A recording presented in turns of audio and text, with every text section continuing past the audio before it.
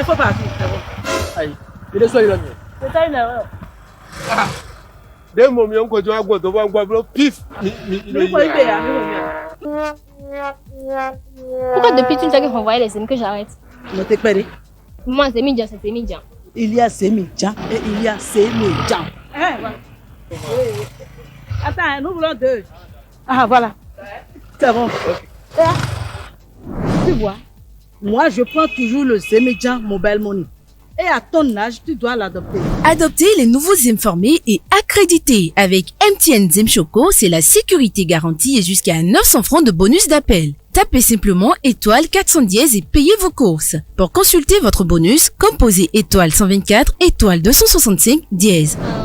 Oui. Choco. Ils sont branchés, hein? Everywhere you go.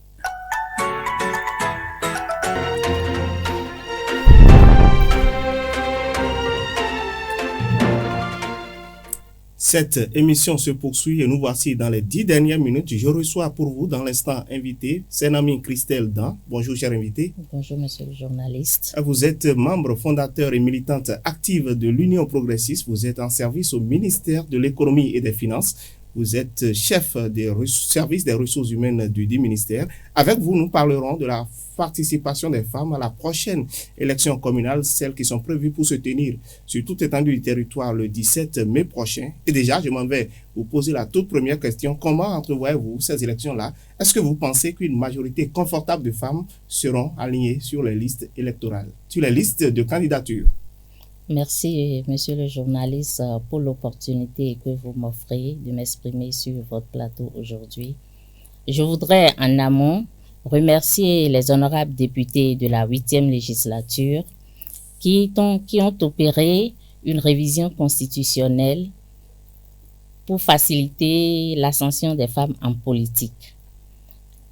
Cela favorise également une meilleure représentation du peuple par les femmes. Vous voulez parler de la discrimination positive faite à l'égard des femmes dans la dernière révision constitutionnelle. Exactement. Oui. Et cette discrimination positive doit permettre aux formations politiques de pouvoir positionner les femmes sur les différentes listes électorales, précisément les listes communales qui sont en cours. Et justement, même si vous permettez, allez-y. Même si elles ne seront pas massives, je reste convaincu qu'elles seront mieux représentées que par le passé. Et justement, vous avez dit, parlant de cette révision constitutionnelle-là, il a été demandé justement aux formations politiques qui souhaiteraient s'aligner pour cette élection-là de permettre à une femme au moins d'être sur leur liste au niveau des circonscriptions électorales, ce qui ferait un minimum de 24 femmes sur l'ensemble des circonscriptions électorales. Les femmes seront représentées massivement, mais curieusement, rien n'a été prévu dans cette loi constitutionnelle concernant les élections communales. Ne trouvez-vous pas que c'est une anomalie? Non, du tout pas. C'est vrai que il faut reconnaître que c'est déjà une avancée pour nous les femmes, parce que l'opinion va compter au moins 24 femmes pour les prochaines législatures. Nous allons continuer par nous battre afin que cela s'améliore. Mais déjà, c'est déjà une avancée et les formations politiques doivent s'en inspirer pour le positionnement des femmes.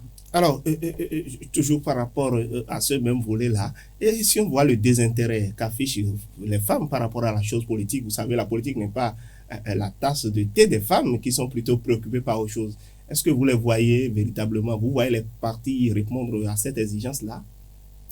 Mais oui, ce n'est pas les femmes qui manquent en politique, donc il va falloir renforcer leurs capacités, former surtout les femmes et les jeunes filles qui désirent entrer en politique, et je crois que ça pourrait aller.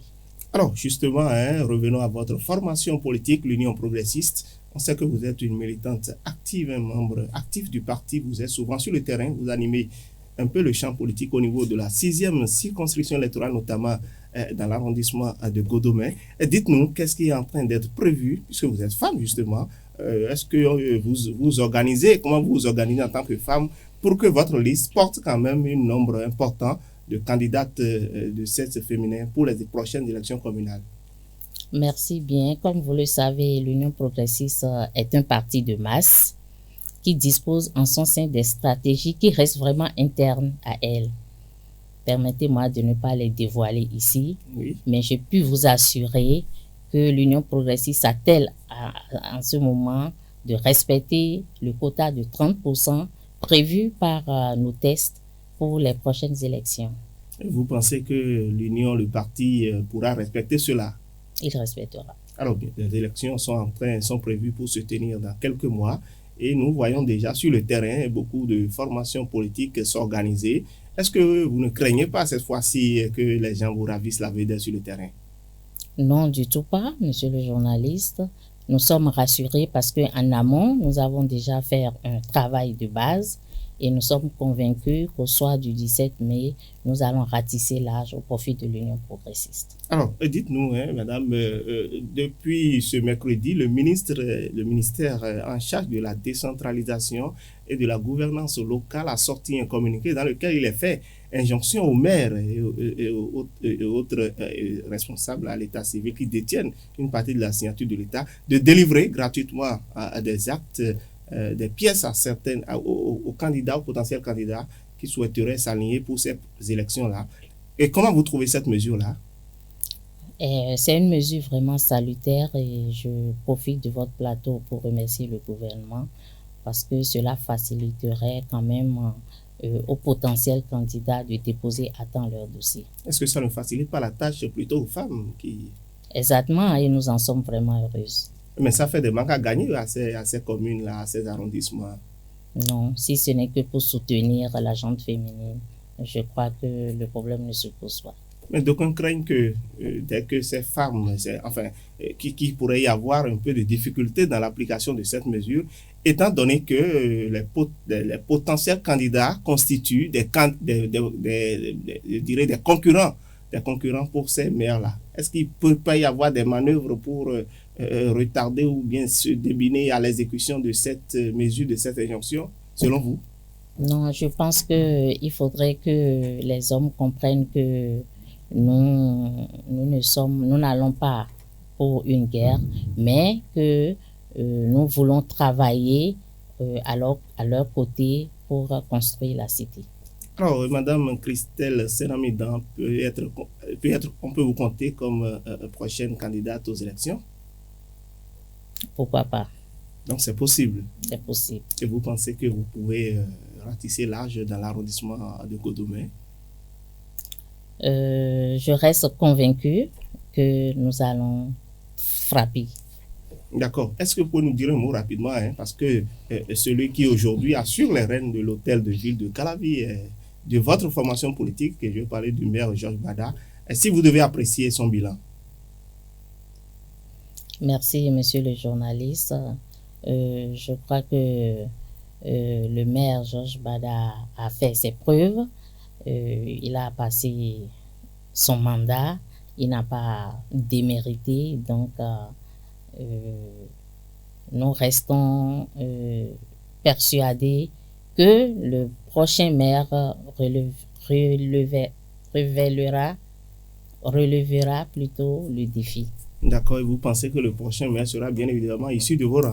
Exactement, parce que nous avons pour ambition de prendre 70 communes sur les 77 et pourquoi pas 20 en faveur des femmes. Donc j'allais vous faire la question, en termes de pronostics, et combien de municipalités envisagez-vous pour les femmes? Vous aviez parlé d'une vingtaine. Alors nous courons au terme de cette émission et pour conclure, je vais vous demander quel appel avez-vous à lancer à l'endroit des autorités? Merci, je vous remercie une fois encore pour l'opportunité qui m'est offerte. Les prochaines élections ne sont pas une guerre. J'invite toutes les potentielles candidates à rassurer les hommes et se comporter à leur côté, pas comme des adversaires, mais comme des partenaires pour construire la cité. Christelle Senamidan, merci. Vous étiez notre invité de la semaine. Et je rappelle aux téléspectateurs que vous êtes militante active de l'Union progressiste, membre fondateur de ce parti d'ailleurs. Vous êtes en service au ministère de l'économie et des finances. Vous assurez notamment les charges de chef service des ressources humaines du ministère. Merci et passez un excellent week-end, chers téléspectateurs. Ainsi se referme ce deuxième numéro de votre émission Carré Politique. Faites-nous parvenir vos commentaires et impressions via notre page YouTube. Nous vous ferons le devoir de les relayer au cours de notre prochaine émission. Retrouvez-nous donc samedi prochain pour le même exercice. Passez un excellent week-end et merci de rester fidèle au programme de B-News.